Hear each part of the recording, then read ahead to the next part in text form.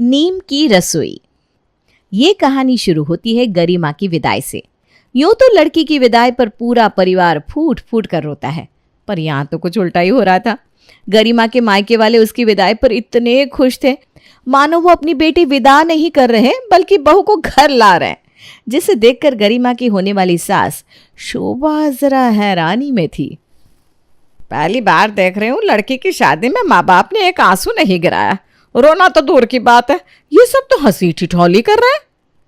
अरे मम्मी, आजकल रील्स का ज़माना है। अगर भाभी रोएगी तो विदाई की बाद वाली तस्वीर खराब आएगी ना। ऊपर से लड़की इतना महंगा मेकअप करती है रोना अफोर्ड नहीं कर सकती। बता, फोटो के कारण लड़की रो भी नहीं रही। क्या ज़माना आ गया है, हे भगवान। अपने घर की दहलीज लांघने के पहले गरिमा मुड़कर अपनी माँ के गले लगती है, जिस पर गायत्री उसके कान में धीरे से कहती है, अब तू अपना टैलेंट अपने ससुराल वालों को दिखा बेटा। और हाँ, एक चीज़ याद रखना, वो कुछ भी कहे तुझे वहीं डटे रहना। ये नहीं कि छोटी सी बात पर यहाँ आ गई, समझी मेरी बेटी। अब फिक्र मत कीजिए मम्मी, वहाँ चारों तरफ बस मैं ही छाई रहूँगी। और गरिमा बहू बनकर अपने ससुराल चली आती है। शुरुआत का एक हफ्ता तो बड़ा ही अच्छा जाता है, और आज था गरिमा के ससुराल में उसका 8वां दिन। सुबह सुबह गरिमा शिल्पा शेट्टी का वीडियो देख रही थी, जिसमें शिल्पा शेट्टी आजकल ऑर्गेनिक फार्मिंग कर रही थी। ये सही है ना, ऑर्गेनिक फार्मिंग ही करनी चाहिए। खुद की उगाए सब्जी खाओ और ताकतवर बने रहो। आजकल तो सभी एक्टर एक्ट्रेस यही कर रहे हैं। और ये आइडिया लेकर गरिमा अपनी सास के पास जाती है। मम्मी जी, क्या हमारे बागान में कोई सब्जी उगती है? अरे बागान कहाँ बेटा, ये तो बस ज़रा सी जगह छोड़ी हुई है। बाहर तो बस फूल के ही पौधे लगे हैं और ये एक छोटा सा नीम का पौधा। यहाँ घर पर रहता ही कौन है जो फार्मिंग करेगा। वो लोग पौधों को पानी दे दे वही बहुत है। वैसे तू ये क्यों पूछ रही है? क्योंकि आज मुझे इस घर में आए 1 हफ्ता पूरा हो गया है, और आपने कहा था ना बहू, कम से कम 1 हफ्ते बाद ही तू रसोई में जाएगी। तो डेडलाइन पूरी हो गई। मैं आज जाऊंगी अपनी रसोई में और बनाऊंगी स्पेशल डिश। दुनिया की पहली बहू होंगी आप भाभी, जिसे रसोई में जाने की इतनी जल्दबाजी है। लगता है तो खाना बहुत अच्छा बनाती है बहू। हाँ मम्मी जी, इस बारे में अब मैं क्या बताऊं। मेरे मायके वाले तो मुझे कहते थे कि मास्टर शेफ़ के लिए अप्लाई कर दे। इतनी इनोवेटिव हूँ मैं कि हर रोज़ कुछ अलग अलग करती हूँ। फिर तो आज मैं अपनी सहेलियों को भी बुला लेती हूँ। ना, तुझे भी किसी को बुलाना है तो बुला ले। और घर के सभी मेंबर अपने करीबी दोस्तों को खाने पर आने का न्योता दे देते हैं, और रसोई में गरिमा बनाती है पराठा, रायता और आलू दम की सब्ज़ी। पराठा तो सही है, आलू और नीम के पत्तों के साथ बना हुआ, हेल्दी और टेस्टी। बस बटर की कमी है। रायता भी सही है, फ्रेश नीम की बूंदी का। आफ्टर ऑल मेरे गार्डन के नीम के पत्ते हैं, दिखना तो चाहिए कि मैं ऑर्गेनिक सामान यूज़ करती हूँ। और दम आलू में भी धनिया पत्ती की जगह नीम के पत्ते से ही गार्निशिंग कर दूंगी। वाह, अब ठीक है। अब हुई मेरी पहली रसोई पूरी। Mummy would be so proud of me.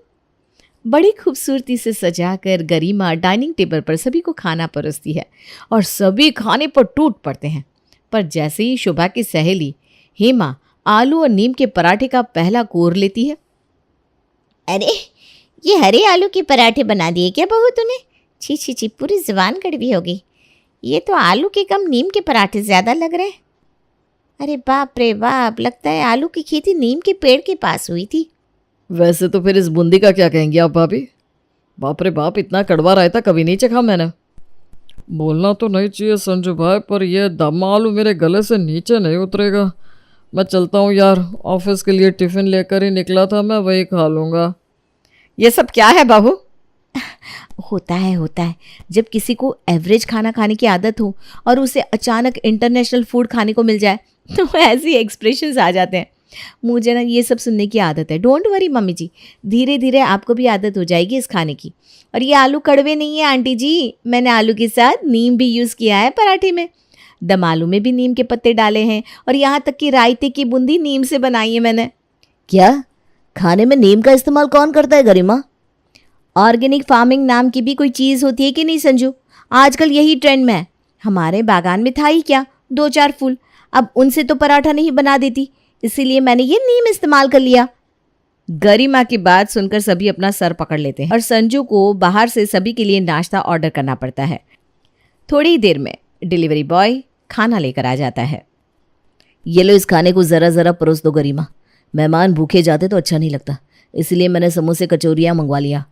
गरिमा समोसे कचौड़ियों को प्लेट में डालती है। ये साथ में कैसे चटनी देते हैं ये लोग। एक काम करती हूँ, नीम की चटनी पीस देती हूँ, ये सही रहेगा। दही और चटनी के साथ समोसा चाट तैयार कर दूंगी। और पूरी मेहनत कर गरिमा नीम की चटनी का इस्तेमाल कर समोसा चाट तैयार करके सभी को परोस देती है। हम लोगों की इंसल्ट करने के लिए बुलाया है ना तुमने? मुझे लगा ही था, मैंने तुझे अपनी बेटी की शादी में नहीं बुलाया था, उसी का बदला ले रही है ना तू? वही मुझे लगा तू अचानक से इतनी दिलदार कैसे हो गई। अरे हेमा, तू गलत समझ रही है। देख, हम भी तो वही खाना खा रहे हैं। तो तेरी बहू की बनाई नीम की रसोई तू खा, मैं क्यों खाऊं? मैंने कौन सा पाप किया है? न जाने क्या क्या सीख कर आई है ये अपने मायके से। और शोभा की सहेलियाँ उसे भला बुरा सुनाकर वहाँ से चली जाती हैं। हद होती है किसी चीज़ की गरिमा। तुम्हारे इस इंटरनेशनल नीम से बचने के लिए तो मैंने बाहर से नाश्ता मंगवाया था, पर तुमने उसका भी सत्यानाश कर दिया। मैं जा रहा हूँ ऑफिस। मम्मी, मेरा तो मूड ही खराब हो गया। और इस तरह हर रोज़ गरिमा जो भी खाना बनाती नीम के साथ ही बनाती। एक शाम जैसे ही राकेश चाय की प्याली को मुंह से लगाता है, उसके हाथ से चाय की प्याली ही गिर जाती है। हाय राम, बस यही देखना बाकी रह गया था। एकमात्र चाय का तो सहारा था, उसे तो छोड़ देना चाहिए था बहू को। आज उसका भी क्रियाकर्म कर दिया। अरे गरिमा को आप रसोई से निकालिए अब। शोभा जी, उसे निकाल देंगे तो कौन जाएगा रसोई में? शादी के फंक्शन में तो मेरी बहन आई गई थी, वही सब कुछ संभाल रही थी। अब बहू ने कहा कि वो रसोई संभाल लेगी, तो मैंने अपनी बहन को वापस भेज दिया। अब फिर से उसे बुलाऊं? नहीं नहीं, ये मुझसे नहीं होगा। तू बोल नैना, तू संभाल लेगी क्या रसोई? आपको याद है मम्मी, जब आप हॉस्पिटल में थी तो बड़ी मौसी ने आकर रसोई संभाली थी। मुझसे तो उस वक्त भी रसोई नहीं संभली, तो अब क्या संभलेगी? अब भैया को बोलो ना।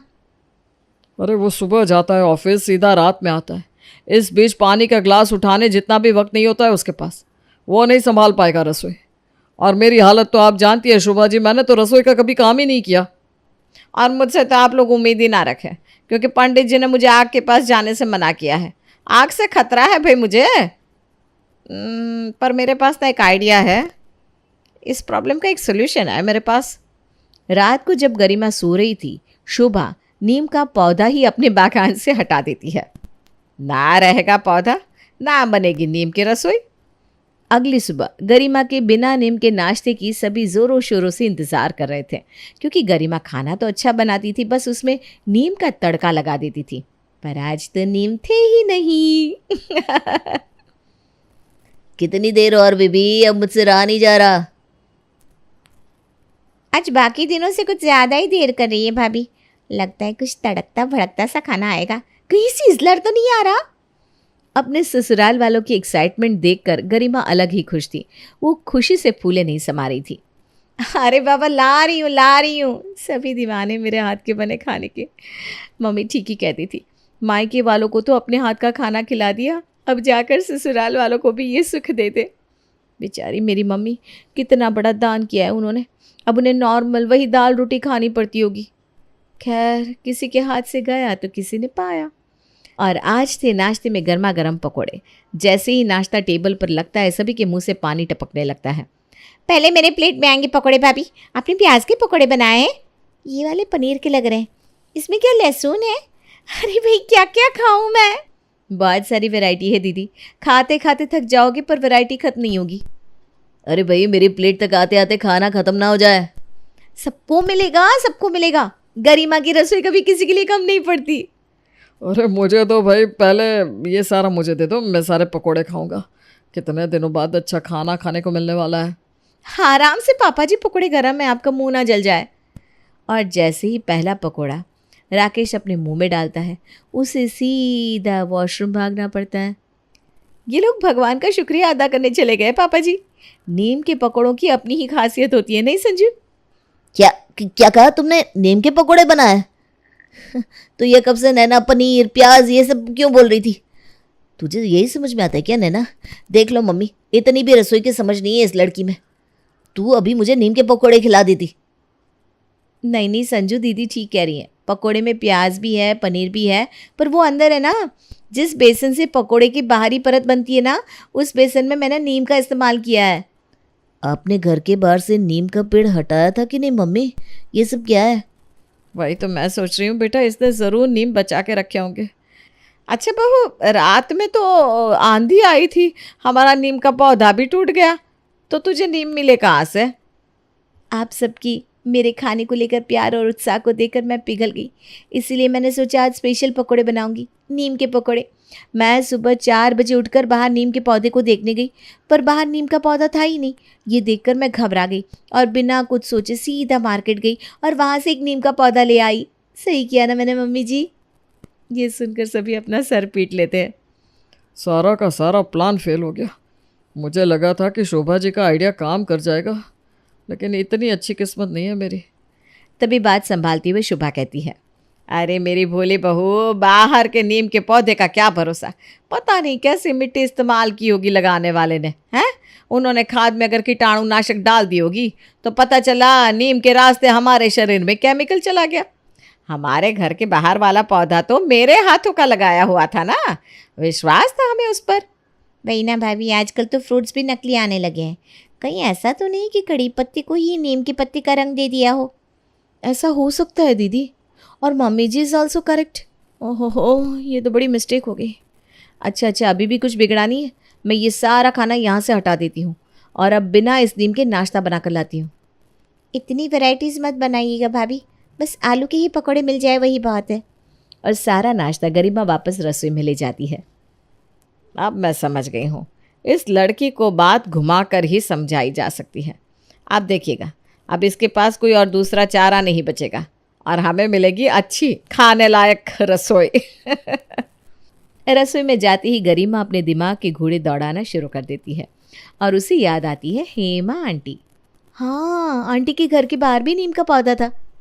बिना देरी किए गरिमा हेमा के घर पहुंच जाती है और उससे कुछ नीम के पत्ते मांगती है। बाप रे बाप, तू तो अलग ही दिमाग की है।